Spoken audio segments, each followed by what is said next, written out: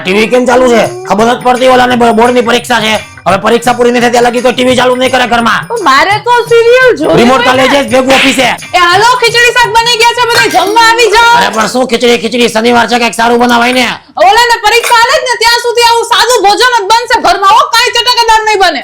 એટલે શું ખોટા વાંચવા નાટક કરસ જોકા ખાસ જો તો ખરા કેટલા વાગ્યા હુઈ જા આવે સવારે વહેલો ઉઠીને વાંચજે ઈ જ યાદ રહે મારી મમ્મી ઈ જ કહેતા સવારે વહેલા ઉઠીને વજાય હુઈ જા બાપ આલે મારો દીકરો જ્યુસ પી લે છે ક્યારનો વાંચસ ને અને પપ્પા તો ખીજાય હું તારે એનું કઈ ટેન્શન ન લેવું તારે બસ ખાલી 99.99 પીઆર આવી ગયા ને એટલે હવે રાજીના રેડ દીકરા દિલ્હીમાં